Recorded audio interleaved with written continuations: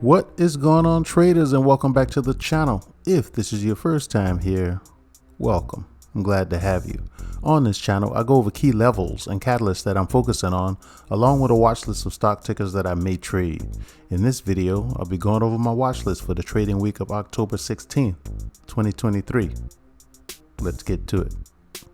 Alright, first up, the catalyst. This past week, the market gave us quite a few opportunities to make some money despite the conflict going on overseas. Now, with earnings season ramping up, we get retail sales numbers on Tuesday, the Fed's Beige Book on Wednesday, jobless claims on Thursday, and lastly, there are Fed officials speaking every day this week. Let's take a look at this week's earnings calendar. So this week, along with the major banks like Goldman Sachs and Morgan Stanley, we'll get Taiwan Semiconductor and Lockheed Martin. Now, my favorites to make a big move this week will be Netflix and Tesla. Let's get started with the watch list. All right, first up is the S&P 500 ETF, ticker symbol SPY, and here I have it zoomed in on the weekly time frame.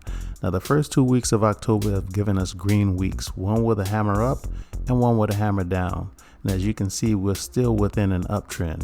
Now, a SPY sitting around 431.50. In order for me to consider it bullish, it has to get back above 432.50. And if it does, then I'm looking forward to try to close this weekly imbalance up to around $443. Now, on the bearish side, if SPY cannot get above 432.50, then the first level I'm looking forward to test is going to be around 427.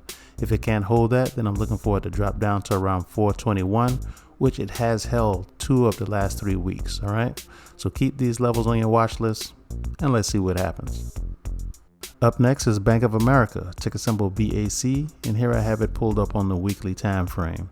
Now, the company reports earnings before the market opens on Tuesday, and right now the stock is sitting around $26.75. Now, looking at this chart, since September of 2017, Bank of America has spent a lot of time within this highlighted area between $25.60 and $33. So in order for me to consider this one bullish, it has to hold $25.60. If it does, then the first level I'm looking for to test is going to be around $29.50. Now, on the bearish side, if Bank of America cannot hold $25.60, then I'm looking for it to drop down to around $22.50. If it can't hold that, $22. Now, lastly, when I'm looking at this stock, if it does end up dropping down to around $22 or lower, I will consider this one for a Roth play to buy some shares and hold it until it gets back up $4 or so. All right, so keep these levels on your watch list and let's see what happens. Up next is Tesla, ticker symbol TSLA, and here I have it pulled up on the weekly time frame.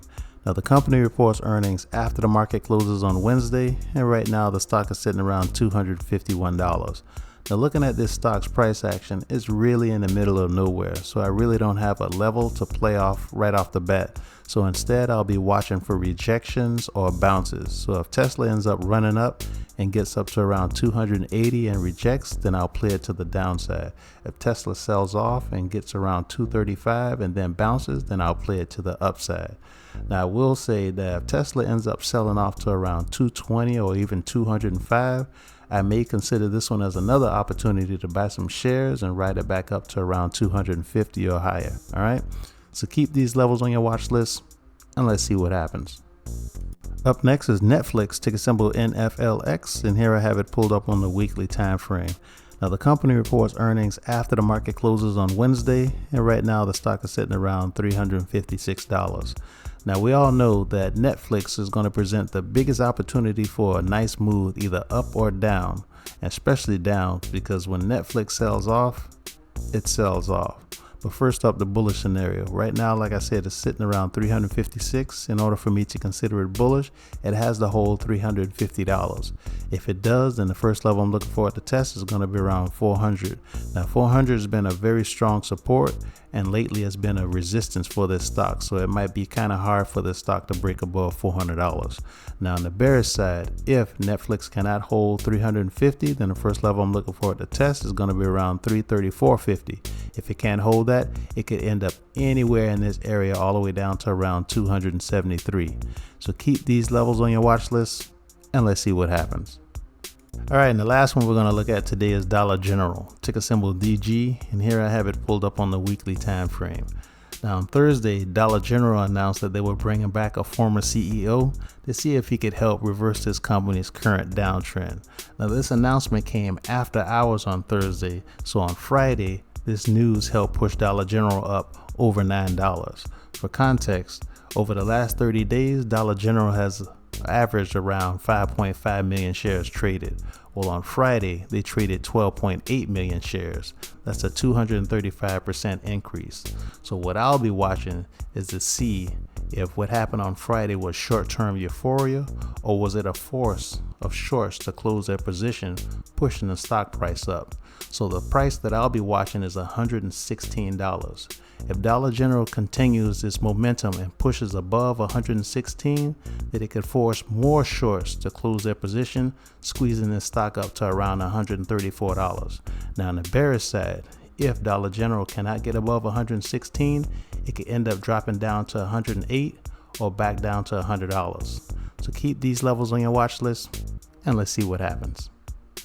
And that is the end of the video. If you find value in the videos that I publish, smash that like button and please consider subscribing to the channel.